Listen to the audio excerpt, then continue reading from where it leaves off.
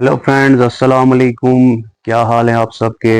उम्मीद करता हूँ आप सब खैरियत से होंगे। फ्रेंड्स, आज हम रिएक्शन देने जा रहे हैं। कौन है चेचेनिया मुसलमान जिनसे कांपता है यूरोप, बाय आमार खान। तो वीडियो बड़ी इंटरेस्टिंग होने वाली है। तो वीडियो स्टार्ट करने से पहले आप सबसे रिक्वेस्ट है कि मेरे चैनल को सब्सक्राइब करें, इस वीडियो को लाइक करें और कमेंट करना ना भूलें।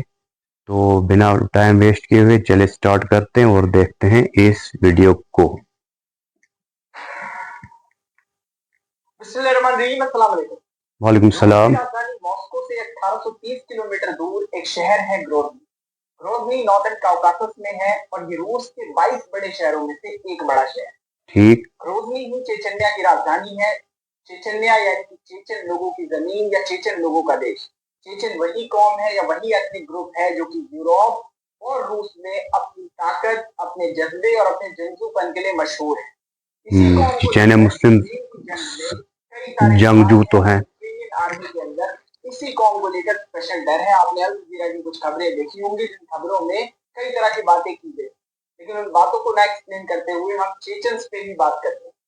अब ये चेचन कौम मशहूर इसलिए है क्योंकि मॉस्को में चाहे कोई भी हुकूमत रही, चाहे इंपीरियल रशिया के साथ सोवियत यूनियन के कम्युनिस्ट डिक्टेटर्स हो या फिर फेडरेशन ऑफ रशिया के दोनों प्रेसिडेंट, ये सारे लोग ही हमेशा परेशान रहे हैं चेचन्या और चेचन से, क्योंकि इन लोगों ने हमेशा ही मॉस्को के रूल को चैलेंज किया है और आजाद रहने की बात कही। इनके स्ट्रगल की कहानी पुरानी है, उसके बाद से ही ये यूरोप में और रूस में मशहूर होते चले गए और अभी तक मशहूर है। इस वक्त भी जो मॉस्को है वो इन्हें बाकी स्टेट से ज्यादा पैसे देता है उस जगह पर अमन बनाए रखने के लिए, या फिर कहीं वो जगह रूस से छूट ना जाए। अब पूरी की पूरी कहानी क्या है, देखिए। सन 1917 से जब जार्स की हुकूमत खत्म हुई, मतलब निकोलस सेकंड का एंड हुआ, निकोलस सेकंड के एंड के बाद वजूद में आया सोवियत यूनियन या फिर कम्युनिस्ट रूल। कम्युनिस्ट रूल में इन लोगों ने सोचा कि अब ये लोग अपने इस इलाके को अलग कर लेंगे। तो सोचा गया कि इस्लामिक शुरा के हिसाब से तीन जगहों को एक कर लेते हैं, दागिस्तान को, चेचन्या को और इग्रुया को। अब इन तीनों रीजन को मिलाकर एक रीजन बनाने का सिर्फ एक ही मकसद था कि एक इस्लामिक स्टेट बना दी जाए इस्लामिक शुरा के हिसाब। अब इन लोगों ने ऐसा सोचा क्यों? क्योंकि यहाँ की जो मेजोरिटी पॉपुलेशन है वो मुस्लिम की है, और अगर आप इन्हें जाति तौर पे देखेंगे तो जाति तौर पे भी ये लोग ज्यादा अलग नहीं। एथनिक ग्रुप्स मिलकर बने हैं कुछ कबीलों से, और कबीले अलग अलग एथनिक ग्रुप से बिलोंग करते थे, चाहे वो अनातोलियन तुर्क हो, तुर्क सिप्रियट्स हो, मतलब ग्रीक लोगों का थोड़ा सा खून। उसी के साथ साथ जो पर्शियन ओरिजिन है, इन सबके छोटे मोटे जो एथनिक ग्रुप्स थे या फिर आप ये कहते कबीले थे, वो कबीले मिलजुल कर आगे चल के चेचन या फिर दागिस्तानी लोग, इथोपिया के लोग बने, और ये नॉर्दर्न कॉकासस के रीजन में मजबूत कौम बन गए।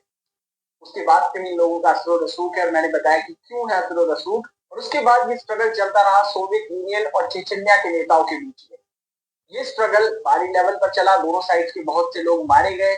ना तो कभी ठीक से चेचन्या पर सोवियत यूनियन हुकूमत कर पाया और ना ही चेचन नेता अपने उस एम्पायर को बना पाए जिसका ख्वाब उन्होंने देखा था।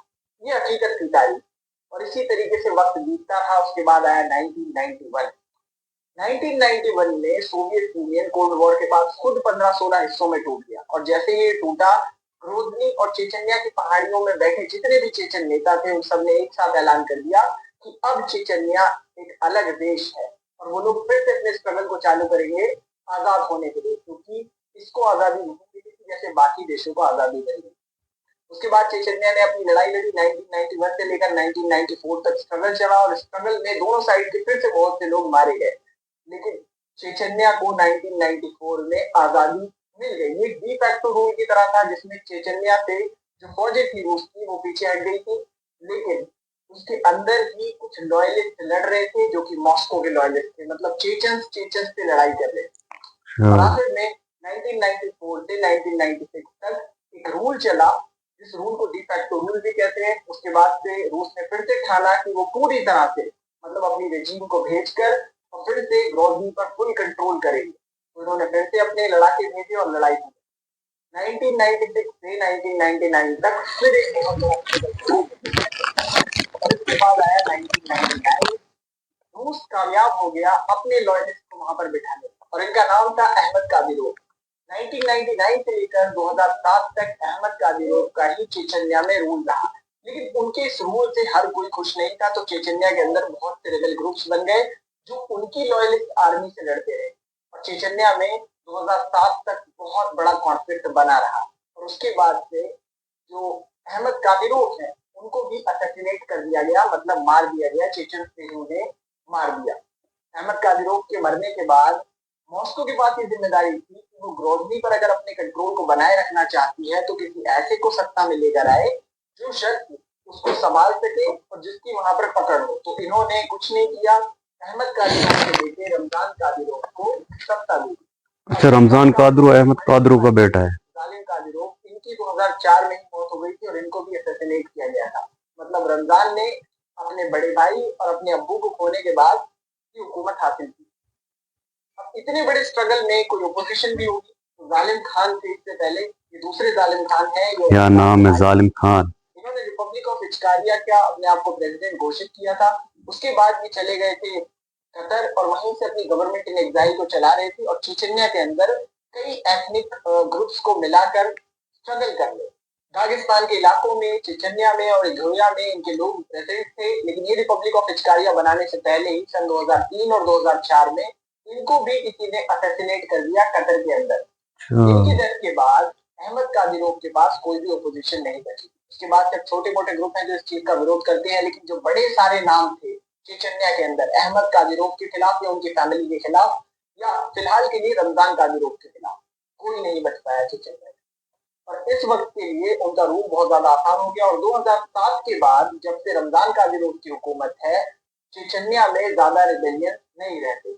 मॉस्को ने बड़े लेवल पर यहाँ पैसा देना शुरू किया और जो चेचन्या की राजधानी ग्रोजनी थी उसको काफी हद तक डेवलप कर दिया। हालांकि जो चेचन्या का हर एक इलाका है वो उस हिसाब से डेवलप नहीं है, लेकिन फिर भी जो मॉस्को में बैठी हुकूमत है, इनकी खुद की जीडीपी, मतलब चेचन्या की जीडीपी सिर्फ $20 बिलियन की है, बाकी $48 बिलियन हर साल आ जाते हैं मॉस्को से। मतलब $68 बिलियन एक छोटी सी जगह के लिए, और ये लोग अच्छा खासा अपना चला रहे हैं। फिलहाल के लिए ये पूरी कहानी है, वो रूस का ही एक हिस्सा है और फिलहाल रूस के लॉयलिस्ट ग्रोजनी में या फिर चेचन्या की सत्ता में बैठे। ये पूरी की पूरी कहानी। हम आपने इस पूरी कहानी से क्या सीखा? मैंने तो ये सीखा कि चेचन्स को मॉस्को ने नहीं, चेचन्स को चेचन्स ने हराया। बहरहाल आगे आते हैं, इस जंग में, मतलब यूक्रेन की इस जंग में क्या रोल है। दरअसल रूस को ये बात मालूम थी कि उसे अपना दबदबा कायम करना है यूक्रेन के ऊपर, और जब उसने अपनी मिलिट्री को भेजा तो उसने कोशिश की कि लोगों के मन में खौफ बनाया जाए। और खौफ कैसे बनाया उन्होंने? जिन लोगों से यूक्रेनियन डरते हैं, मतलब चेचन से, उन चेचन की 10,000 की आर्मी को वहां भेजने का ऐलान कर दिया। इस बात का दावा किया है खुद रमजान कादिरोव ने, मतलब करंट चेचन लीडर। अब उन्होंने इसका मतलब चेचन आर्मी यूक्रेन में भी लड़ रही है इन्वेजन की, या फिर इस नई गवर्नमेंट को, न्यू नाजी गवर्नमेंट को जो यूक्रेन के अंदर है उसको न्यूट्रलाइज करें। इसको न्यूट्रलाइज करने का काम हमें दिया जाए। मेरे 70,000 लड़ाके पहुंच जाएंगे यूक्रेन की को जीतकर वहां पर रूस का झंडा फहरा देंगे जब हमें commander in chief Mister Putin order दे। उन्होंने अपनी तरफ से दावा किया। वो 70,000 मिलिट्री मैन की बात क्यों कर रहे हैं? कॉन्स्क्रिप्शन है वहां पे नहीं, वहां पे लॉयलिस्ट का सिस्टम है। मतलब वहां पे जो इनकी फौज में लोग 10 से 12,000 लोग, या जो 70,000 लोग ही गिना रहे हैं, ये कादिरोविस्ट है, मतलब कादिरोव फैमिली के वफादार। ये लोग जाएंगे इनकी तरफ से लड़ने। और लॉर्ड्स का सिस्टम है चेचन्या में, इसलिए वो ऐसा कह रहे हैं। अब वो जो पूरा खित्ता है, मतलब यूरोप का इलाका, तो यूरोप के साथ साथ रूस का इलाका, उस पूरे इलाके में चेचन कौम का बोलबाला है।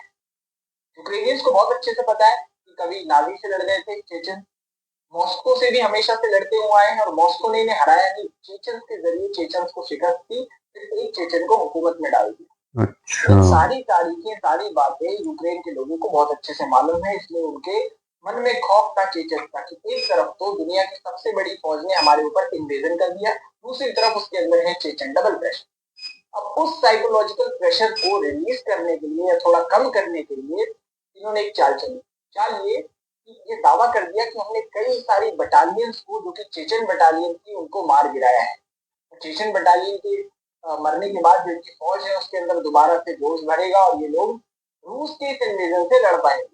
ये इन्होंने प्लान बनाया था। लेकिन दूसरी तरफ कादिरोव ने भी चीजों को साफ किया। टीवी इंटरव्यू में रमजान कादिरोव का कहना था कि उनके सिर्फ 2 ही फौजी मारे गए।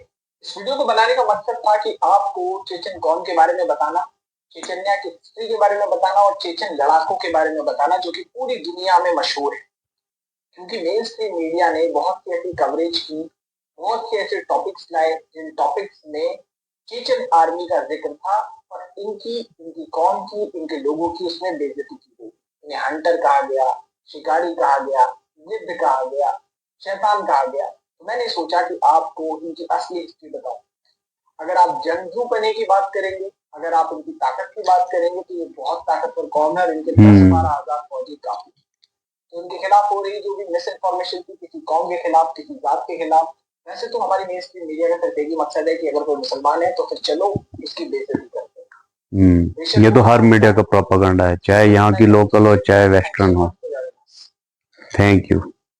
तो फ्रेंड्स, कैसा लगा आपको ये वीडियो? तो आप भी जान गए चेचन्या मुस्लिम्स के बारे में। आपकी क्या राय है उनके बारे में? आप कमेंट करना ना भूलें। और आपसे ये रिक्वेस्ट है, प्लीज़ मेरे चैनल को सब्सक्राइब करें और इस वीडियो को लाइक और शेयर ज़रूर करें। मिलते हैं अगली वीडियो में किसी नए टॉपिक के साथ। तब तक के लिए अल्लाह हाफिज़।